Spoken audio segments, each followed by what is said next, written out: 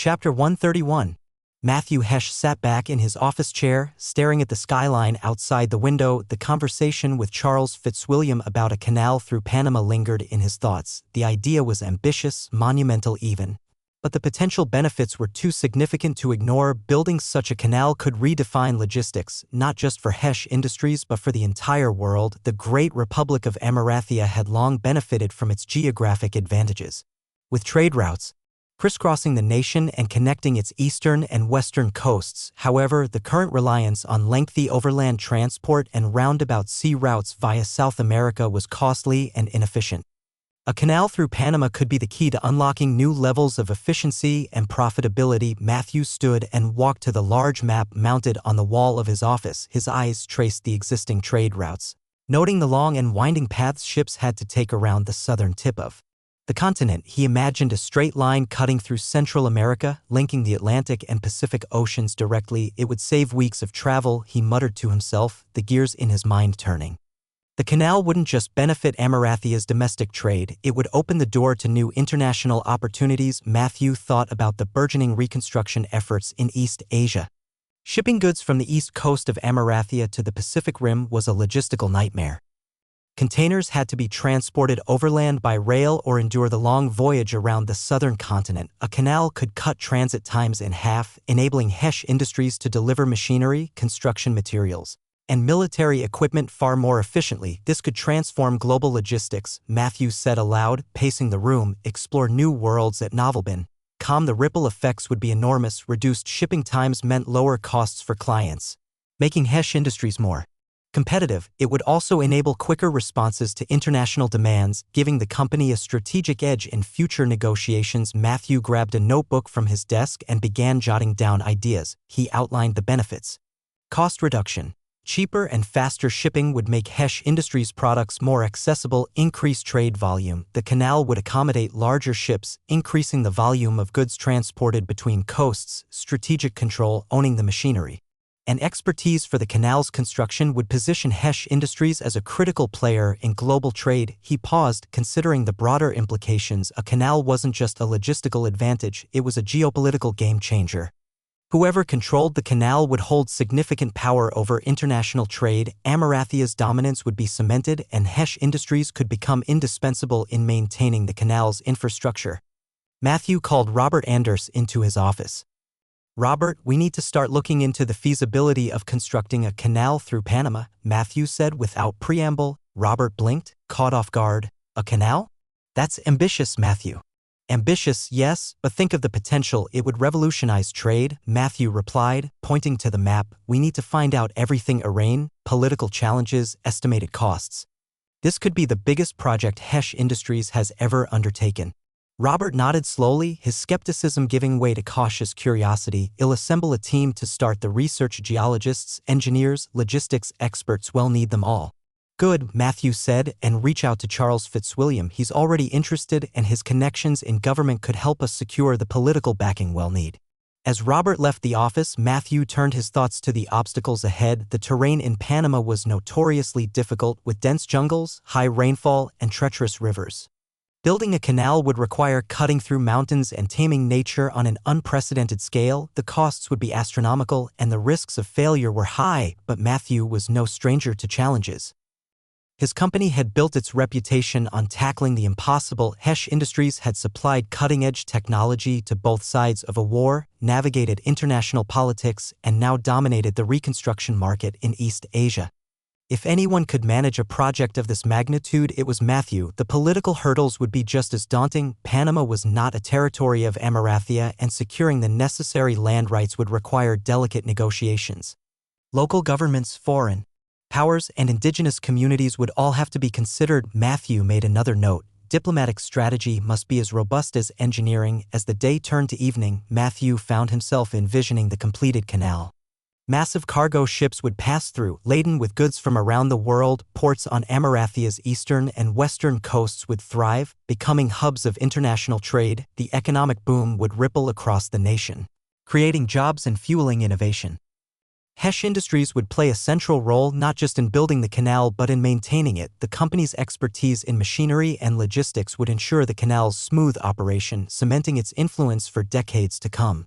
Matthew leaned back in his chair, allowing himself a rare moment of satisfaction. The canal wasn't just a project, it was a legacy. It was a chance to reshape the world and leave an indelible mark on history. As his thoughts returned to the present, Matthew realized the project would demand not just resources and strategy but also personal dedication. He couldn't delegate this entirely to his team. The canal would require his vision, his leadership, and his ability to navigate the complex web of politics and business. Matthew glanced at his desk, where the weekend plans with Amber Fitzwilliam lay scribbled on a piece of paper. For a moment, he hesitated.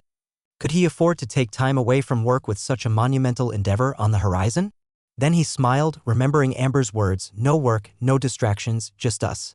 He reached for his telephone and called Robert. "Let's get the initial research underway, but it'll be unavailable this weekend. Make sure everything is in place by Monday." As he hung up, Matthew allowed himself a moment of excitement, not just for the canal project but for the evening ahead. Promised Amber, balancing ambition and personal life wouldn't be easy, but he was determined to make it work. Chapter 132. The streets of Sylvania were alive with the glow of electric lights as Matthew Hesh walked alongside Amber Fitzwilliam. The cool evening air carried the faint scent of fresh bread from a nearby bakery and the distant hum of cars passing through the bustling town square. For a moment, the weight of work and ambition seemed to lift, replaced by a rare sense of calm. Amber was dressed in a soft lavender gown that complemented her porcelain complexion. Her hair was styled simply but elegantly, and Matthew couldn't help but notice how the flickering light from the lamps seemed to catch in her eyes. She walked beside him quietly, her hand brushing his arm occasionally as they strolled. "Do you come here often, Matthew?" Amber asked, breaking the silence. "Not as often as I'd like," Matthew admitted, his hands tucked into the pockets of his tailored coat. "Between the factory and meetings, I rarely get a chance to enjoy the town anymore." Amber smiled softly. "That's a shame. It's a beautiful place. Sometimes I think you need to remind yourself that there's more to life than work. Explore new worlds at Novelbin." Calm. Matthew glanced at her, the sincerity in her words making him pause. "You're not wrong. Tonight is a start, I suppose." They arrived at the Silver Lark, Sylvania's most renowned restaurant. The establishment exuded charm, with its large bay windows glowing warmly and the soft strains of a violin drifting out into the street. A valet opened the door, ushering them inside.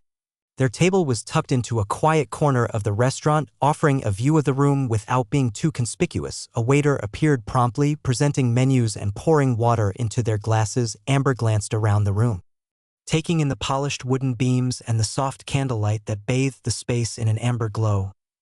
"This place is lovely. I've heard about it, but I've never been. I thought it'd be fitting for tonight," Matthew said, setting down his menu.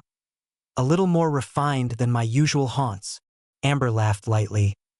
"I doubt you spend much time in places like this." "You're not wrong," he admitted. "The canteen at the factory is more my speed these days." After placing their orders, Matthew opting for a seared steak with roasted vegetables, and Amber choosing a delicate salmon dish, the two settled into conversation. At first, the topics were light. The quirks of Sylvania's townspeople, stories from Amber's recent travels, and humorous anecdotes from Matthew's time at Hesh Industries. "You've built something incredible, Matthew," Amber said, her tone turning more serious. "I don't think I've ever told you just how impressive it is. The way people talk about you, it's like you've become a legend in your own time." Matthew's expression softened. "A legend? Huh? I'm not sure that's what I'd call it.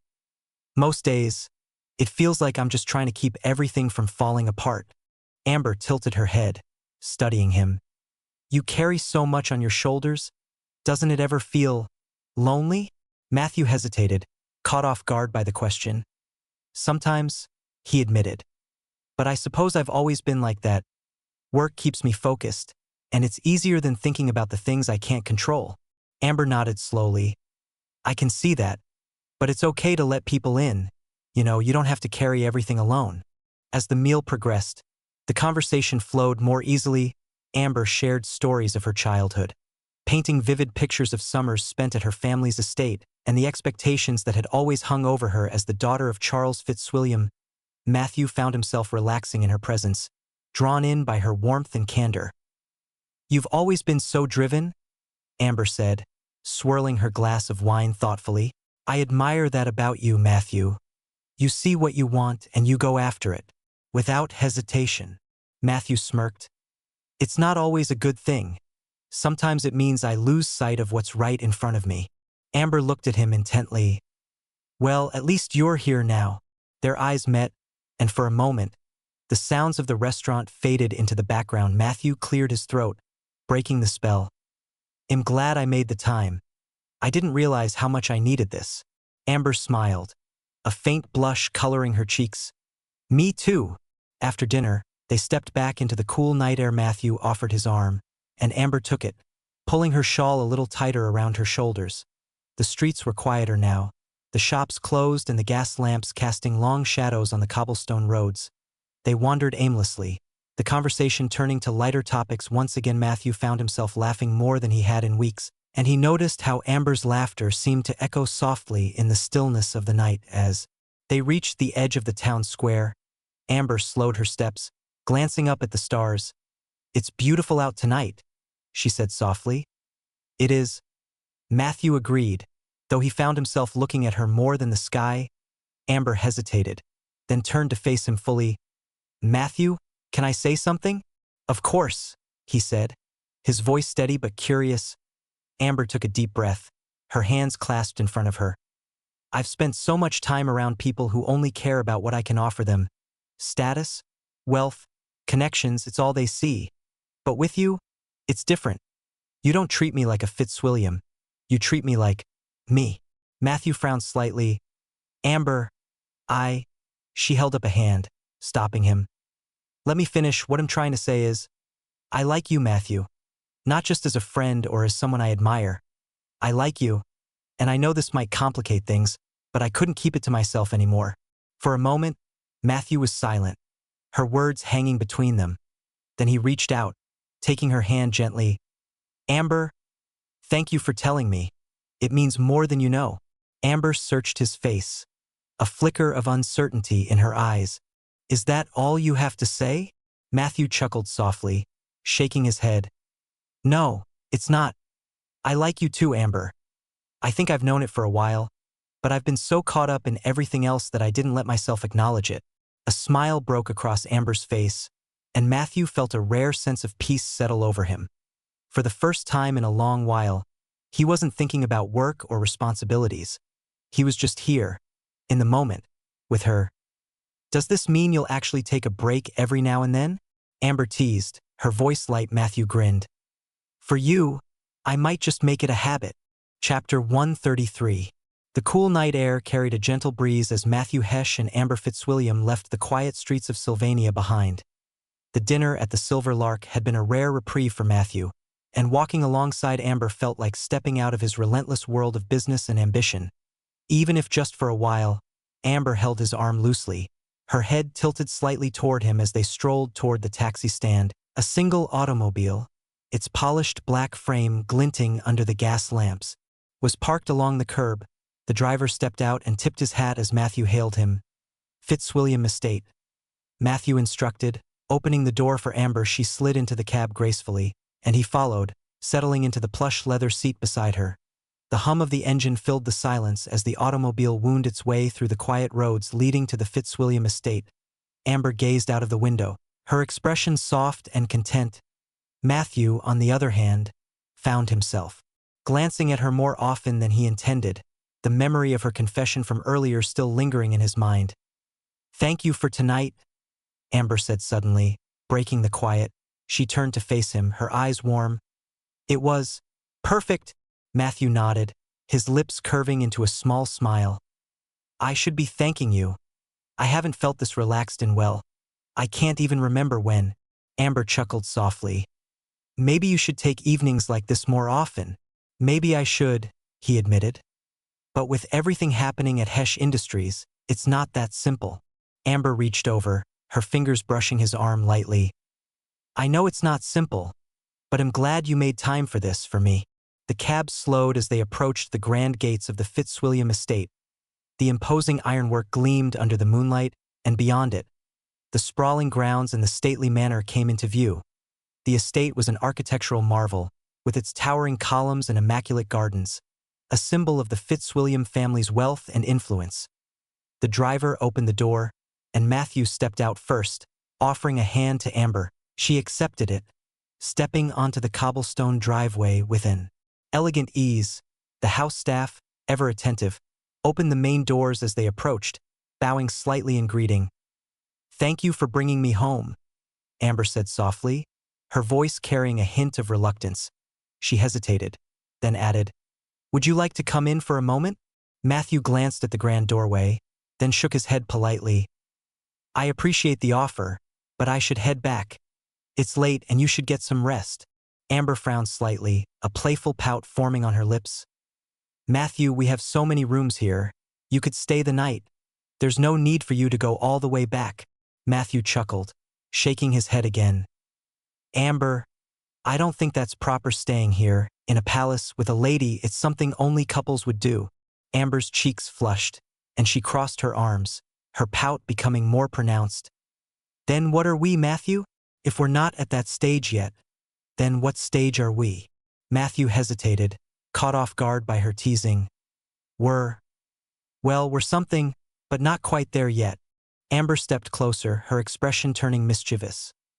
"Then consider this practice for when we are. Besides," she added with a grin, "if you refuse, he'll be very upset." Matthew raised an eyebrow, his lips twitching into a reluctant smile. "Amber, you don't play fair." She tilted her head, giving him an exaggeratedly innocent look. "Is it working?"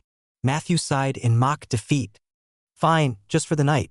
Amber's smile brightened and she clapped her hands together. "Good, now, come inside. I'll have the staff prepare a guest room for you."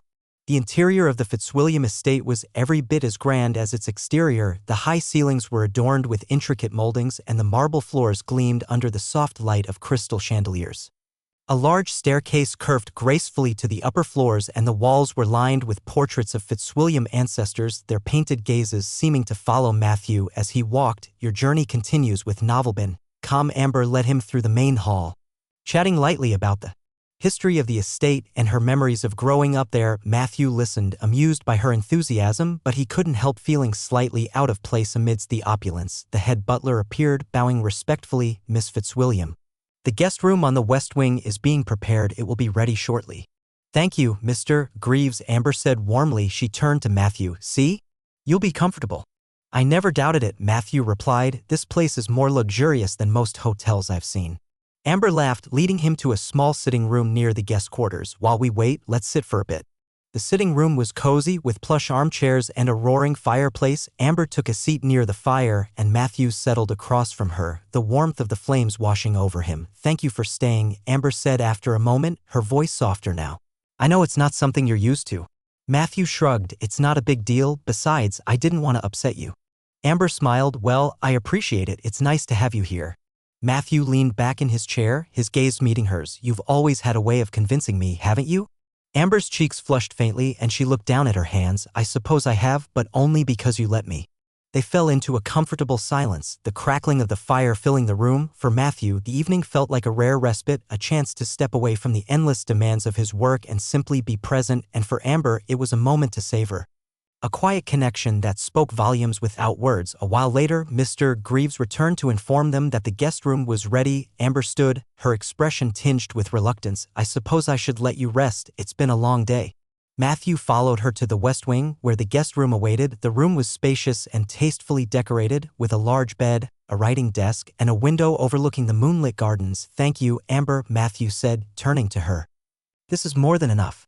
Amber lingered in the doorway, her hands clasped in front of her. "Good night, Matthew, and thank you for tonight. It meant a lot to me."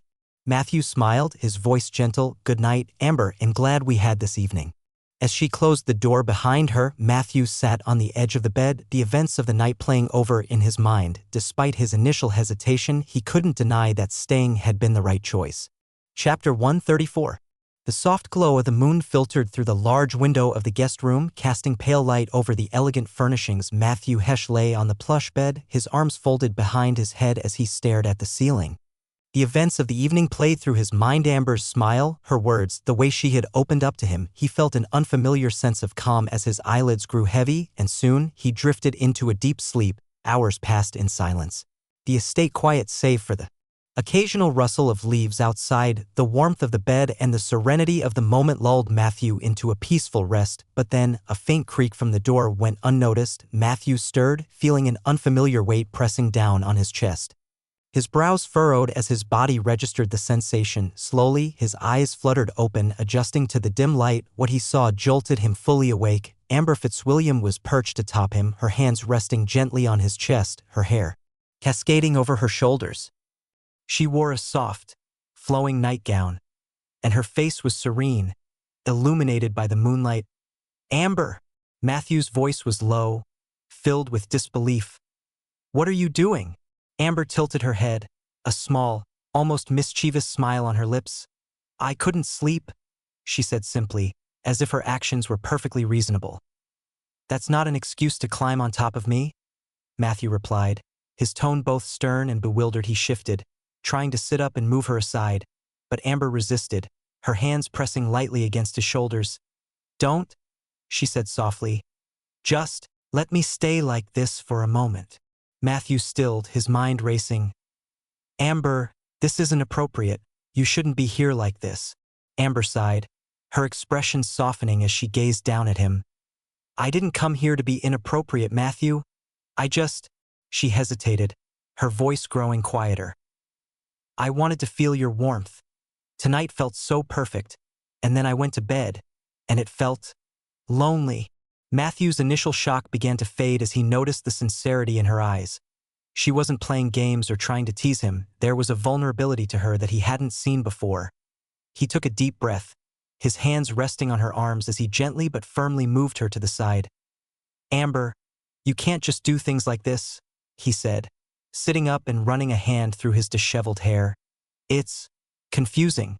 Amber sat beside him, her legs curled beneath her.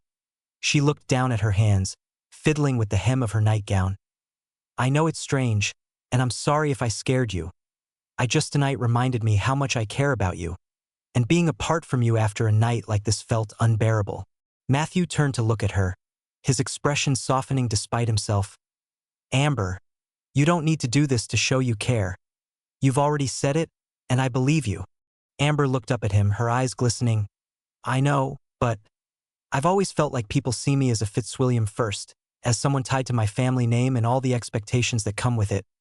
You don't see me that way, Matthew. You see me for who I am, and that means more to me than I can put into words. Your next chapter is on Novel Bin." Calm Matthew sighed, his resolve wavering as he considered her words. He reached out, gently taking her hand.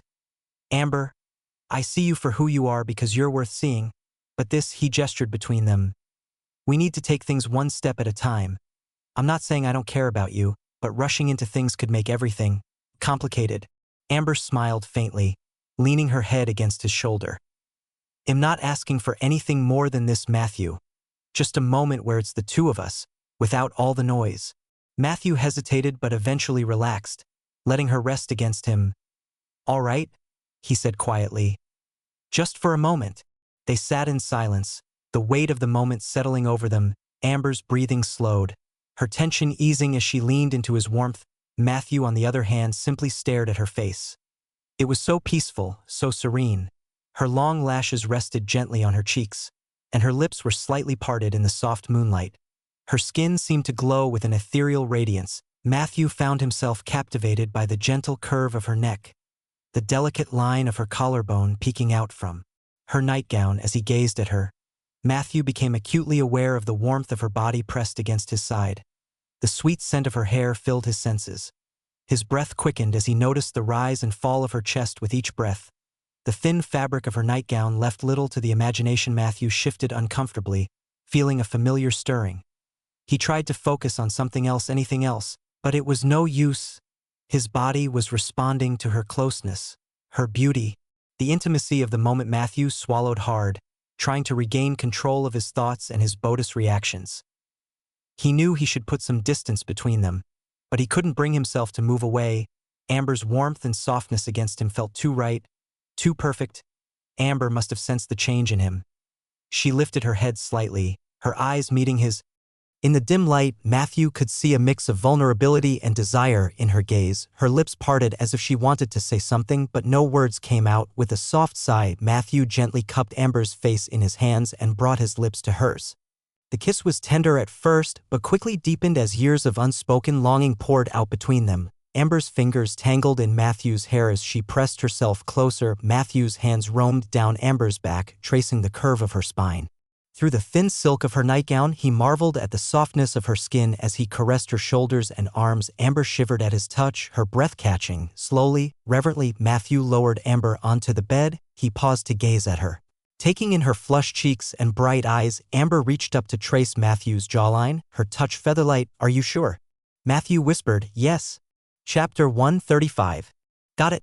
They'll continue where you left off, focusing on subtly alluding to the intimacy they shared while maintaining the writing style you prefer. Hey, race the next chapter. The first light of dawn crept through the sheer curtains of the guest room, casting a warm, golden glow over the quiet space. The soft chirping of birds outside accompanied the faint rustle of leaves in the morning breeze. Matthew Hesh stirred, his eyes slowly fluttering open. For a moment, he was disoriented, his mind hazy from the depths of a dreamless sleep. As awareness returned, so did the memories of the previous night, a night that had been both unexpected and profound. He turned his head slightly, and his breath caught at the sight beside him. Amber Fitzwilliam lay curled up next to him, her hair cascading over the pillow like a halo of spun gold. Her bare shoulder peeked out from beneath the quilt, the rest of her form hidden by its soft folds. Her expression was peaceful, her breathing slow and even. Matthew swallowed, his gaze lingering on her serene face. The events of the night before played in his mind, moments of whispered confessions, tender touches, and the unspoken connection that had deepened into something far more intimate. It had been an unplanned step,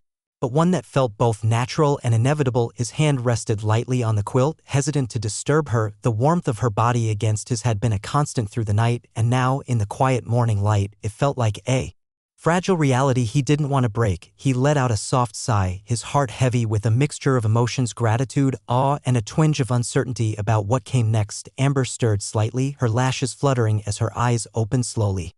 She blinked a few times, adjusting to the light, and then her gaze met Matthew's. A soft smile curved her lips, and she pulled the quilt closer around herself as she shifted to face him. "Good morning," she murmured, her voice still laced with sleep.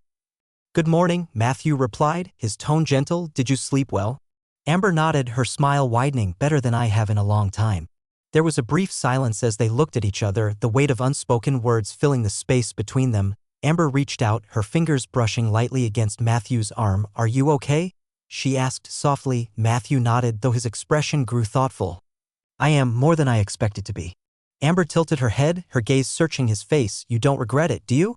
"Not at all," Matthew said firmly, "but I want lights a lot to take in. Last night was unexpected." Amber chuckled softly, her cheeks tinged with a faint blush. "It wasn't exactly planned for me either, but it felt right." Matthew smiled at her words, the tension in his chest easing. "It did," he agreed, "and I don't want to take any of it back." Amber's fingers intertwined with his, and she gave his hand a gentle squeeze. "Good, because neither do I." They stayed like that for a while, their hands clasped, the morning light growing brighter around them. Finally, Amber sat up, the quilt slipping slightly as she adjusted it to cover herself. She glanced down at Matthew, her eyes twinkling with mischief. "You're staring," she teased. "Read the latest on Novelbin." Calm. Matthew grinned, propping himself up on one elbow. "Can you blame me?" Amber laughed, the sound light and musical, before leaning down to press a quick kiss to his cheek. "Come on," she said. "We should get up before someone comes looking for us." Matthew sighed dramatically, making Amber roll her eyes. "All right," he said, his tone playful. "But I have to admit, I wouldn't mind staying like this a bit longer." Amber shook her head, her smile never fading. "Matthew Hesh, you're impossible." Amber had just started to gather her discarded clothing from a nearby chair when a sharp knock echoed through the room, making her freeze before either of them could respond. The door creaked open, and Charles Fitzwilliam stepped in. "Amber, have you?" Charles stopped mid-sentence, his eyes widening as he took in the scene. Amber, still wrapped in the quilt, stood near the bed, her cheeks flushing crimson. Matthew, still sitting up on the bed, his shirtless form partially covered by the rumpled sheets, froze as well, his expression a mixture of surprise and apprehension.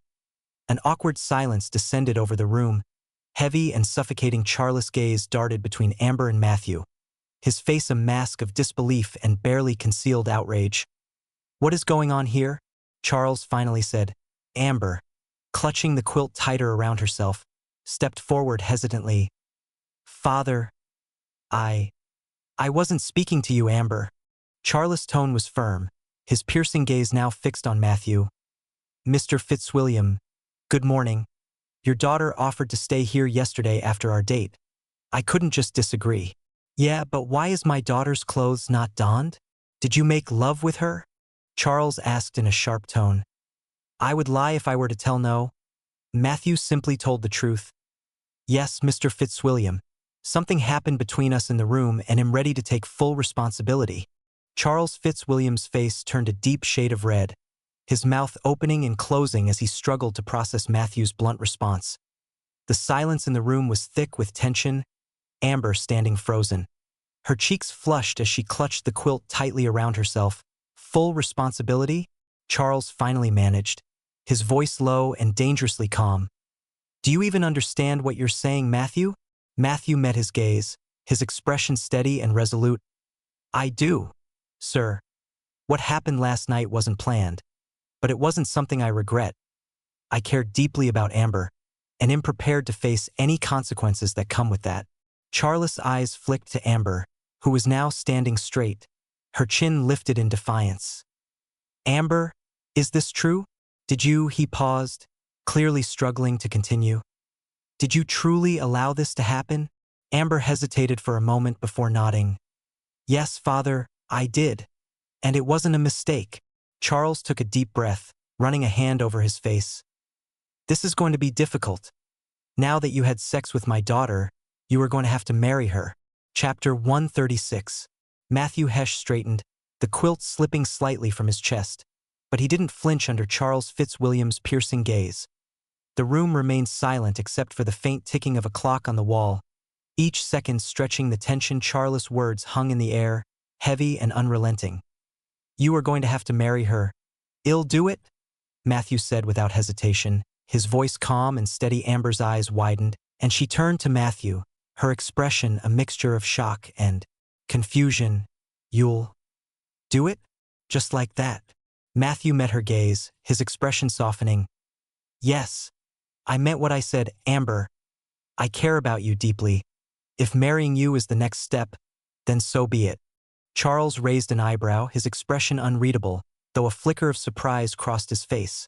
He hadn't expected such a swift and decisive response.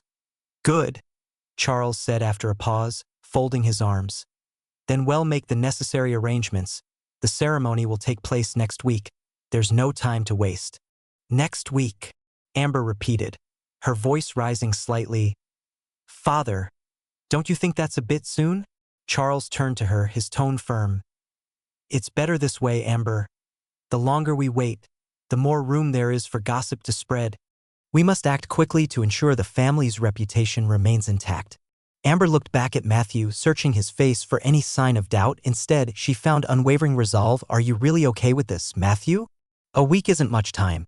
Matthew reached for her hand, his touch reassuring. "Amber, I'll admit it's sudden, but I'm not backing down. If this is what it takes to be with you, then I'm all in."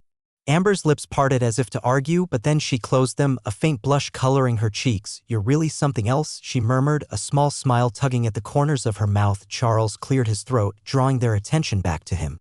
"They'll speak to the estate staff immediately. There's much to prepare, guests to invite, arrangements to finalize, and Matthew," he added, fixing him with a sharp look, "you'll need to meet with my lawyer to discuss the terms of the marriage contract."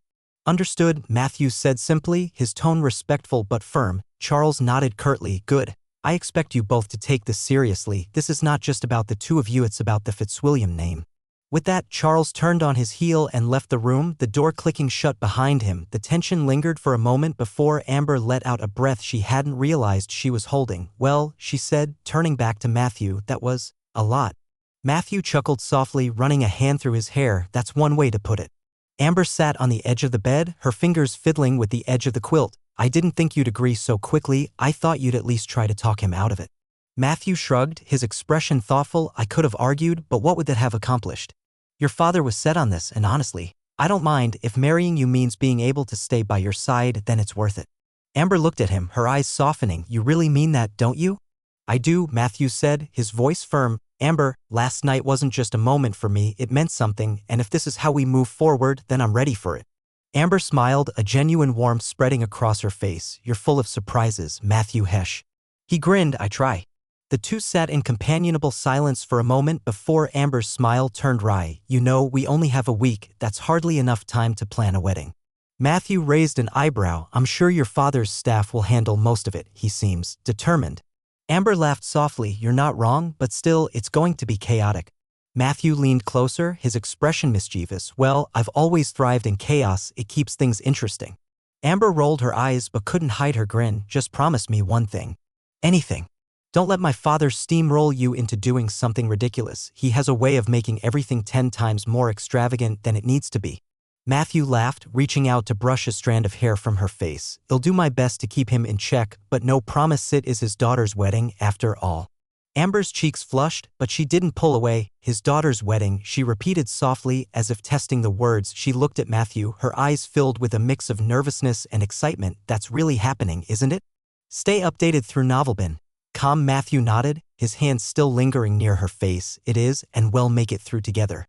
Amber rested her head against Matthew's shoulder, her fingers absent-mindedly tracing patterns on the quilt. Together, she repeated the word, a quiet promise as much to herself as to him. Matthew glanced down at her, his heart swelling with an emotion he couldn't quite put into words. For someone so used to controlling every aspect of his life, surrendering to this unexpected turn felt oddly freeing. He placed a gentle kiss on her hair, letting the moment linger before speaking. Well, figure it out, he said softly, no matter how chaotic it gets. Amber tilted her head to look up at him, her eyes sparkling. You sound so sure. I have to be, Matthew replied with a small smile. Your father isn't exactly the kind of man you want to disappoint. Amber laughed at that, her expression lightening. You've handled him better than most, he'll give you that, but he'll still push you to your limits. Matthew smirked. Good thing I'm not easily pushed over. Amber sat up, stretching slightly as she adjusted the quilt around her. Well, you might regret saying that by the time this week is over. Matthew chuckled. I'll take my chances. A knock at the door interrupted their conversation, causing both of them to glance toward it. Amber's hand tightened slightly on Matthew's arm as a maid's voice came from the other side. Miss Fitzwilliam, breakfast is ready, and Mr. Fitzwilliam requests your presence in the dining room. Amber exhaled, a mix of nerves and determination crossing her face. Looks like the day begins, she murmured. Matthew reached for her hand, squeezing it gently. You don't have to face it alone, I'm right here. Amber smiled, a flicker of relief softening her features. Thank you, Matthew, that means more than you know. They rose together, the weight of the morning already settling on their shoulders as they stepped out of the room and into the grand hallway of the Fitzwilliam estate. A sense of purpose united them. The days ahead promised to be challenging. But for the first time in a long while, neither felt alone. Chapter 137.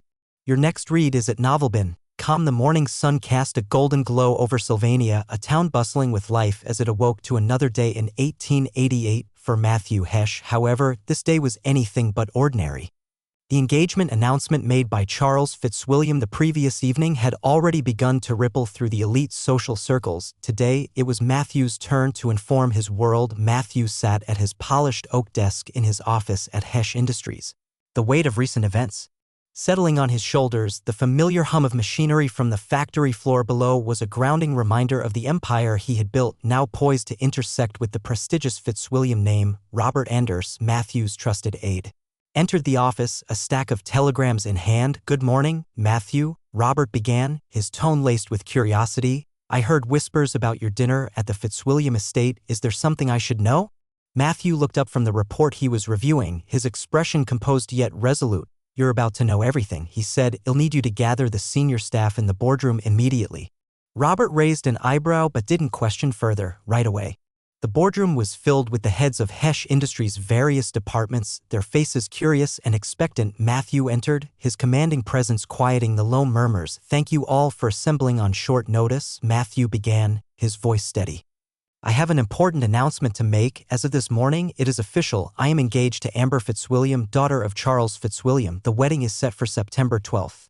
The room erupted in a mix of gasps and applause. Robert, seated at the head of the table, leaned back in his chair, his expression one of genuine surprise. Well, Matthew, Robert said with a grin, that's one way to make an announcement. Matthew allowed a small smile. I trust that this news will remain within the company until the official press release is made public later today. However, I wanted all of you to hear it directly from me first. Margaret Klein, the head of public relations, adjusted her spectacles as she spoke. Congratulations, Matthew, but I assume this means there will be significant media attention in the coming days. How do you want us to handle the narrative? I want the focus to remain on unity, Matthew said firmly. The marriage signifies more than just a personal commitment. It represents a partnership between two influential members of the society, one that will strengthen Hesh Industries' position in both business and society. Margaret nodded, jotting down notes. Understood. Well, craft a statement emphasizing the alignment of values and vision. By mid-afternoon, the official announcement was made. The press release, drafted meticulously by Margaret and her team, framed the engagement as a historic union between industry and legacy. Within hours, the headlines began to spread. Industrial tycoon Matthew Hesh to marry Fitzwilliam heiress. Power meets prestige, the wedding of the year set for September 12th. Hesh and Fitzwilliam families unite in landmark engagement. In the streets of Sylvania, whispers of the engagement were on everyone's lips. Workers at Hesh Industries congratulated one another, proud that their employer's success was being recognized on such a grand stage. Meanwhile, in social clubs and drawing rooms, the elite speculated about the scale and spectacle of the upcoming wedding. Back at the Fitzwilliam estate, Amber was embroiled in a whirlwind of preparations. The estate's grand ballroom had been transformed into a planning hub with staff bustling about under the stern direction of Charles Fitzwilliam himself. Amber sat at a small desk in the corner, flipping through swatches of fabric for her wedding gown. The reality of the situation was sinking in. And though she felt a mixture of nerves and excitement, the rapid pace of events left little time for reflection. Amber, have you chosen the floral arrangements yet? Her mother's voice rang out, breaking her concentration. I'm working on it, Mother. Amber replied, trying to keep the exasperation out of her tone. Charles entered the room, his commanding presence silencing the chatter. Amber, I trust you're making progress. This wedding needs to be perfect. Amber looked up, meeting her father's gaze. It will be, Father, but perfection takes time. Charles waved her comment away. We don't have time. Everything must be finalized within the week. Amber sighed, but before she could respond, a knock at the door drew their attention. One of the household staff stepped in, bowing slightly. Miss Fitzwilliam, Mr. Hesh has arrived. Amber's expression brightened instantly. Send him in. Matthew entered, his polished demeanor immediately catching the attention of everyone in the room. He greeted Charles and Amber's mother respectfully before making his way to Amber. I hope I'm not interrupting, he said softly. Not at all, Amber replied, standing to meet him. In fact, your timing is perfect. Charles approached, his tone brisk. Matthew, since you're here, let's discuss the guest list. It's essential we strike the right balance between family, business associates, and influential figures. Matthew nodded. Of course, I trust your judgment on the invitations, but let me know if there's anything specific you need from my end. The conversation shifted to logistics, with Charles detailing his vision for the ceremony. Matthew listened attentively, occasionally exchanging glances with Amber, who seemed both amused and exasperated by her father's intensity. Later that evening, as the preparations continued, Matthew and Amber managed to steal a moment alone in the estate's garden. The cool night air was a welcome reprieve from the bustling activity inside. Your father's certainly thorough, Matthew said with a chuckle. Amber rolled her eyes playfully. Thorough is putting it mildly. I'm surprised he hasn't drafted a script for our vows. Matthew laughed, the sound warm and genuine. Well, I'd ignore it if he did. I prefer to speak from the heart. Amber looked at him, her expression softening. You always know the right thing to say. Matthew reached for her hand, his thumb brushing over her knuckles. It's easy when it's about you. Amber's cheeks flushed, and she leaned into him, resting her head against his shoulder. For a moment, the chaos of the day melted away, leaving only the quiet promise of the future they were about to build together. Chapter 138. Continue your adventure at Novelbin. September 12, 1888, dawn bright and clear, the skies over Sylvania a perfect canvas of soft blue. The Fitzwilliam estate had been transformed into a spectacle of elegance and grandeur. Rows of white rose bushes lined the pathways leading to the estate, their blooms fresh and fragrant. Ornate tents and pavilions dotted the expansive gardens, their silk drapes fluttering gently in the morning breeze. Guests arrived in a procession of carriages and automobiles, each vehicle bearing the mark of wealth and influence. Among them were some of the most powerful figures of the time, industrial titans, esteemed politicians, and foreign dignitaries. The event had drawn significant attention, with headlines like "The Wedding of the Century," Hesh marries Fitzwilliam, gracing the morning papers. At the heart of the celebration, President Theodore Clay stepped out of his carriage, his presence immediately commanding attention, dressed in a sharp black suit. His every movement exuded the confidence of a man who had mastered the political and social arenas. As he made his way through the entrance, he was greeted personally by Charles Fitzwilliam. "Mr. President," Charles said, bowing his head slightly, "it is an honor to have you with us today."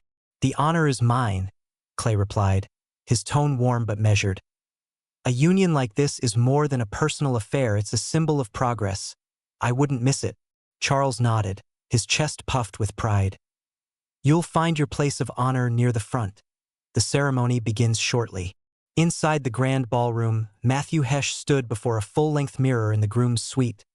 His tailored navy blue suit was a masterpiece of craftsmanship, its lapels embroidered with subtle gold accents that caught the light.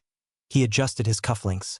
A nervous energy simmering beneath his composed exterior. Robert Anders entered the room, a wide grin on his face. "Well, Matthew, you've done it. Half of Sylvania's elite are out there waiting for you." Matthew turned, his expression a mix of amusement and nerves. "And the other half?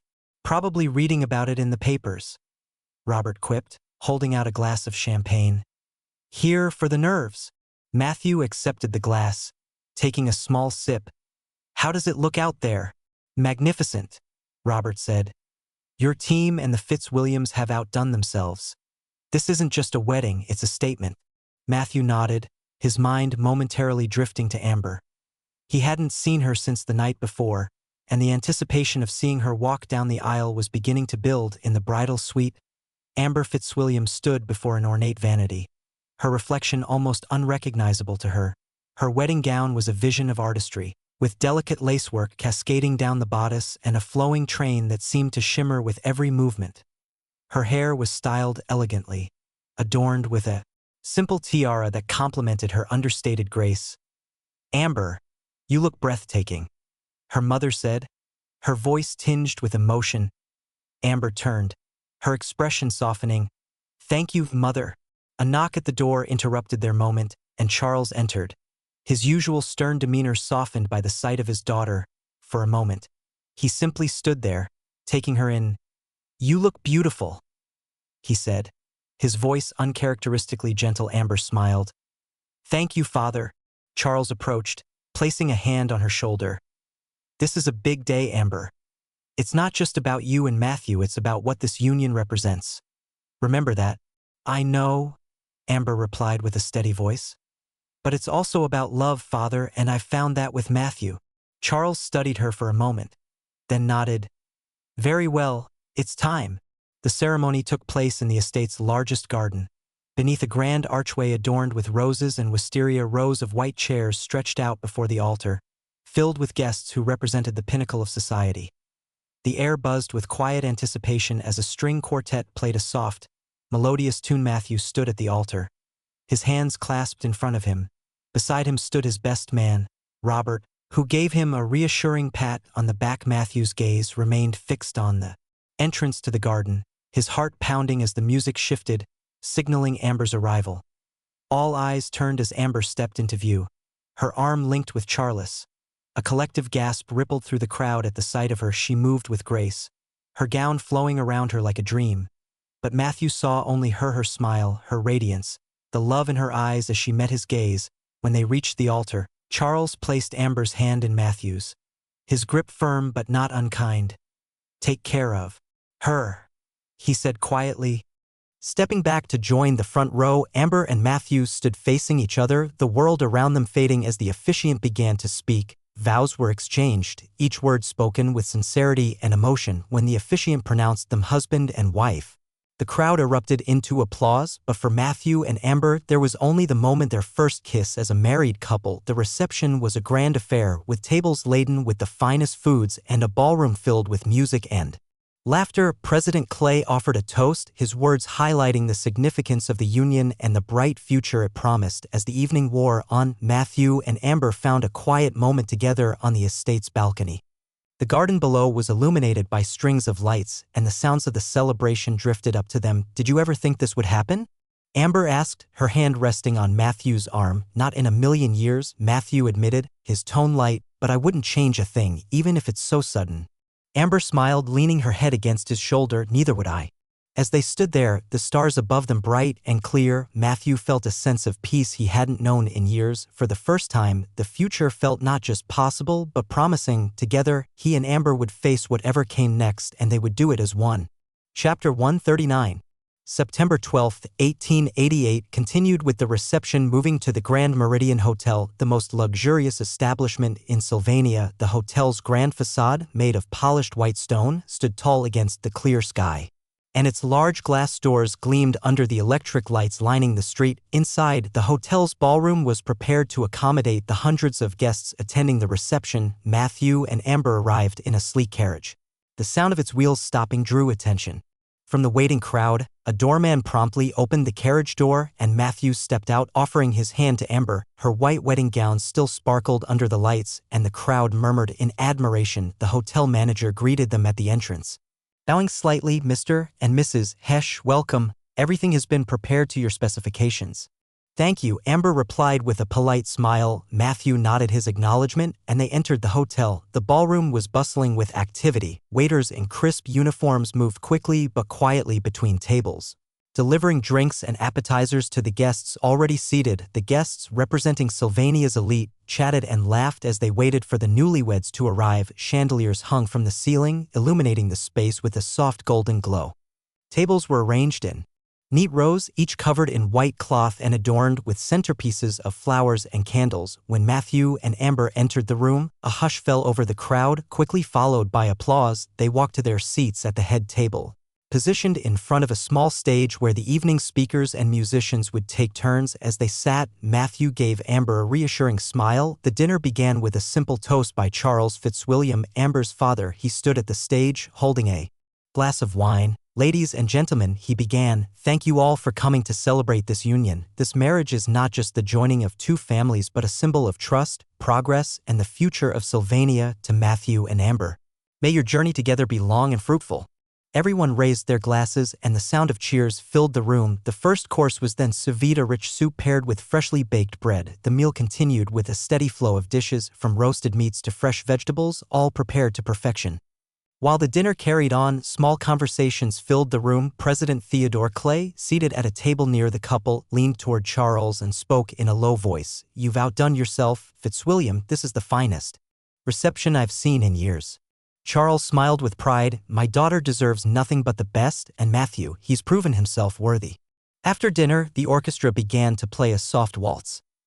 The ballroom's attention shifted to the center as Matthew and Amber stood. Matthew extended his hand and Amber took it. Standing gracefully together, they moved to the middle of the room where the other guests cleared space for the newlyweds. The music shifted, signaling the start of their first dance. Matthew wasn't a trained dancer but had spent enough time practicing to avoid embarrassing himself. Amber's movements were smooth and confident, guiding him when necessary. The two of them moved in time with the music, their steps simple but deliberate. Around them, the crowd clapped softly, and some guests whispered about how well they complemented each other. When the first dance ended, applause erupted, and other couples joined the dance floor as the orchestra transitioned to a livelier tune. Robert Anders, Matthew's best man, grabbed a glass of wine and leaned over to a nearby table. Well, there goes Matthew, he joked, finally someone who can keep him in line.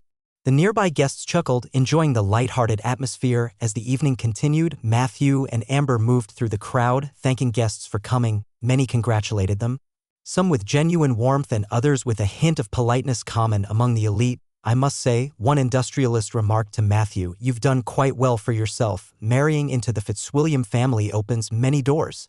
Matthew smiled politely, steering the conversation back to neutral ground. It's not just about the doors. Amber and I share the same vision for the future, and that's what matters most.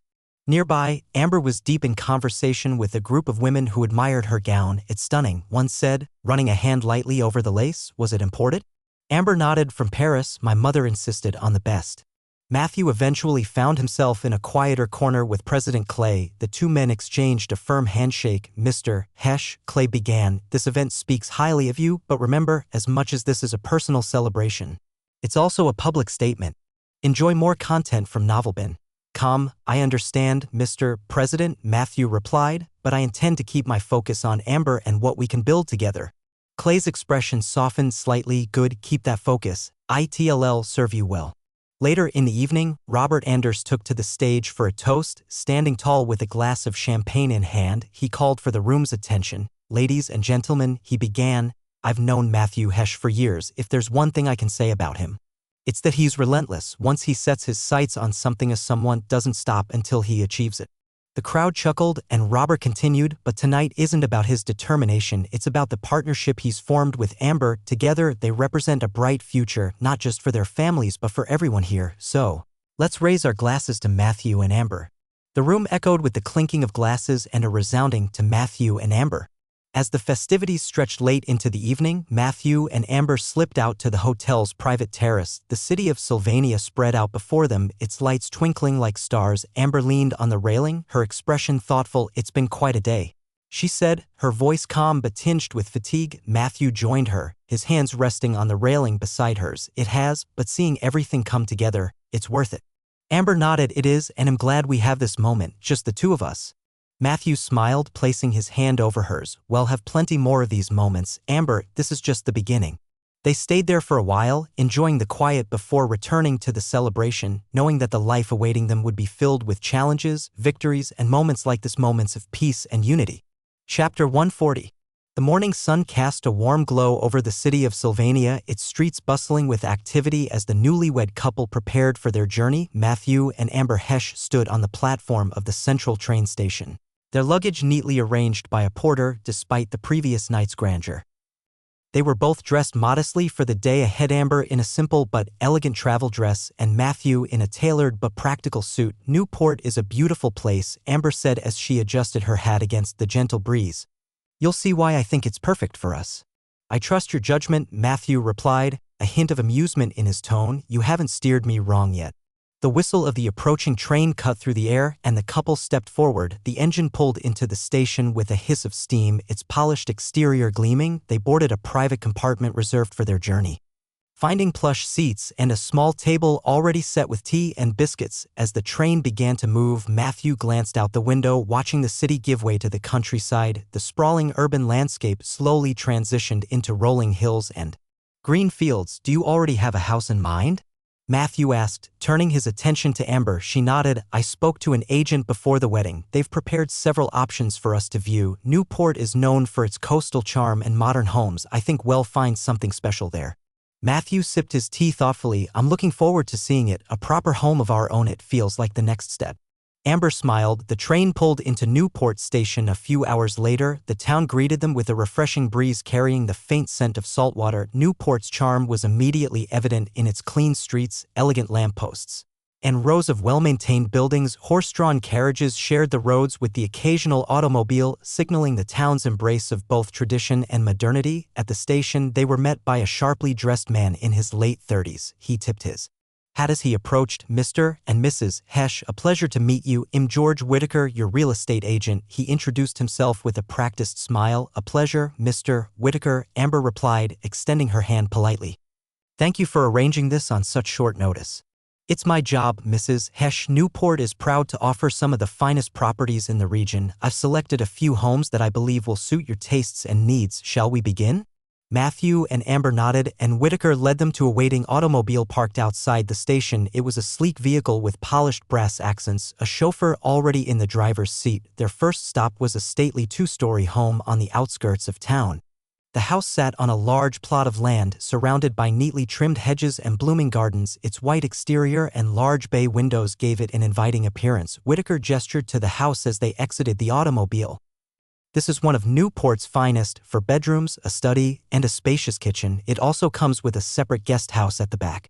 Amber walked up the cobblestone path, her eyes scanning the details. It's lovely, she said, glancing at Matthew. Matthew followed her inside, where the interior revealed polished wooden floors and high ceilings. The large windows let in plenty of natural light, giving the home a bright and airy feel. The study was lined with built-in bookshelves and the kitchen was equipped with modern appliances. It's impressive, Matthew admitted, but Amber raised an eyebrow. But it feels a little too formal, Matthew said. I'd like something more cozy, something that feels like a home rather than an estate. Amber smiled. I see what you mean. Let's see the next one. Their second stop was closer to the coast. The house was a charming stone cottage with a thatched roof and ivy climbing up its walls. It had a smaller yard but offered a stunning view of the ocean. "This one's quite different," Whitaker said as they stepped out of the automobile. 3 bedrooms, a study, and a fireplace in the main sitting room. The beach is just a short walk away. Amber's eyes lit up as she took in the view. "This is beautiful," she said. Inside, the house was warm and inviting, with exposed wooden beams and a stone hearth in the living room. The sound of waves could be heard faintly through the open windows. Matthew leaned against the doorway of the sitting room. "It does have a certain charm," he said, "but it might be a little small for entertaining." Amber nodded. "True, it's lovely, but I think we should keep looking." The last house on their tour was perched on a hill overlooking Newport. It was a blend of traditional and modern design, with a brick exterior and large glass windows that offered panoramic views of the town and the ocean. "This is my personal favorite," Whitaker said as they approached. "For bedrooms, a study, a large kitchen, and a spacious garden. It's private but not isolated, and the view speaks for itself." Amber and Matthew explored the house together. The interior was a perfect balance of elegance and comfort, with polished wooden floors, a grand staircase, and a modern kitchen. The study was lined with windows, offering a view of the garden. Amber turned to Matthew, her expression hopeful. "What do you think?" Matthew walked to one of the large windows, looking out over the town. "It's perfect," he said. "It feels like home." Amber smiled. "Then this is the one." After finalizing the decision, Whitaker escorted them back to the automobile. "He'll handle the paperwork and ensure the house is ready for you within the week," he assured them. "Thank you, Mr. Whitaker," Amber said. "You've been very helpful." "It's been my pleasure," Whitaker replied with a tip of his hat. As the automobile made its way back to the station, Amber leaned her head on Matthew's shoulder. "I think we made the right choice," she said. Matthew placed a hand over hers. "I know we did. This is the start of something new for both of us." Amber smiled, closing her eyes as the sound of the automobile's engine hummed in the background. For the first time in days, she felt a sense of peace. Their future was beginning to take shape, and together they were ready to face it. Discover more content at novelbin.com.